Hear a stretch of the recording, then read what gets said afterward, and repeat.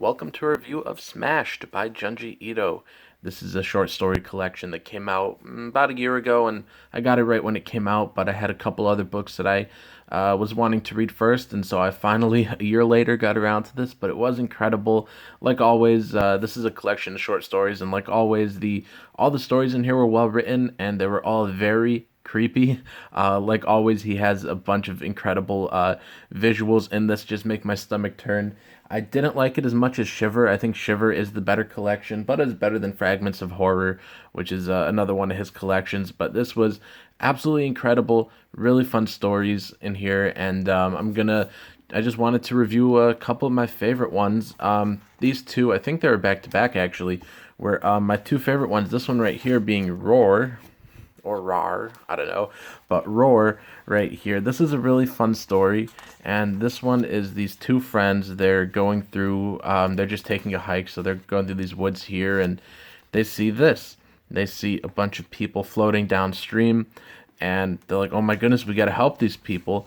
And then so they're scrambling to figure out what to do, just to find that the water's gone. The whatever they saw was gone, and so they're trying to figure out really what to do next. And then we'll just skip a couple pages for the copyright gods, I suppose. But then a little bit later, they see it again, and they realize that this is the same lady that passed by them earlier, and it seems like all the people are the same people. So they keep on going. They try to record it, but they only get static. And then they come across about the only person that still lives in this area, and the guy explains to them there was a flood years and years ago, and that his wife was one of the people that died, and so he has this net here that every time, well, it's sort of just like a ghost of what happened, I guess, is the best way to put it. Like this just image that keeps transmitting every once in a while of what happens. That's what they're actually seeing. It's just some like glimpse of the past that just keeps going, and he keeps telling her every time to grab onto this rope, and then she finally does it. And then he's like, "Oh my goodness, come on, just give me your hand." And he ends up going in with her and getting carried away with that sort of like mirage, and that's it. And the guy just doesn't come back. And there's actually a little bit more to the story that I didn't want to spoil, because there's actually a really interesting plot point in there that I did not want to spoil. But that is one of my favorite stories he's ever written across all of his different mangas. I pretty much say manga. I don't read a lot of these. I read more comics and novels than mangas or mangas, but everyone roasts me when I say mangas, so mangas. That was one of my favorite stories in any of his mangas.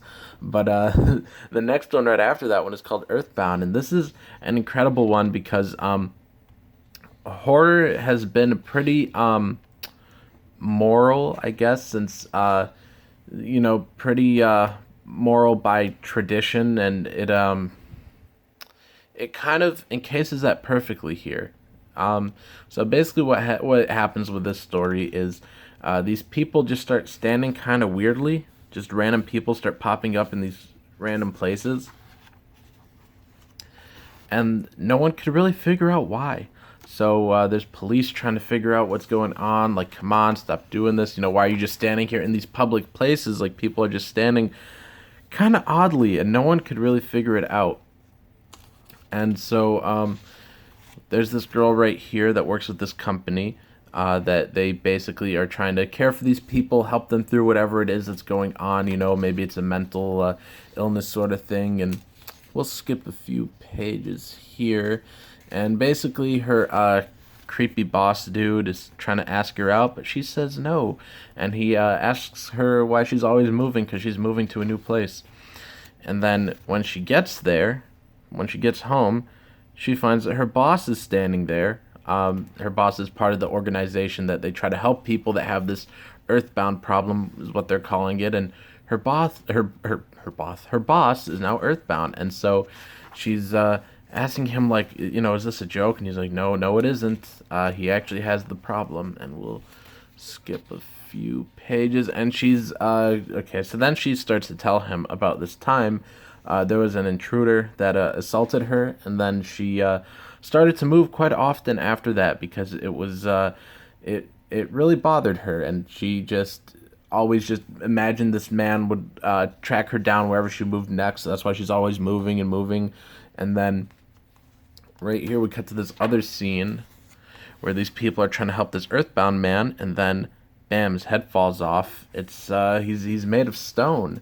And then it starts to happen to everybody else, and then they start to put two and two together, and this boy right here sort of admits it. Then they put two and two together after that, where he admits that he killed his dog, and so that's where he was standing, was where his dog was buried. And so he's admitting, like, well, the dog died because I killed him.